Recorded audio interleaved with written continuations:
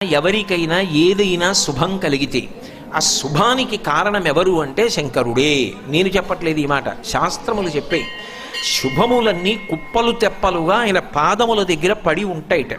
ఆయన అనుగ్రహించాడు అనుకోండి, ఓసారి ఇలా అంటాడు అంటే అది ఎగిరి వెళ్ళి ఇంటికి తోరణంగా పట్టుకుంటాడు. అందుకే ఒక గడుసు కవి ఒక మాట అన్నాడు, నేను ఓ పువ్వు పట్టుకొచ్చి మీ పాదాల మీద వేశాను అనుకోండి, నేను వేసినది ఇది పువ్వు, మీ పాదముల మీద ఉన్నది ఇది పువ్వు.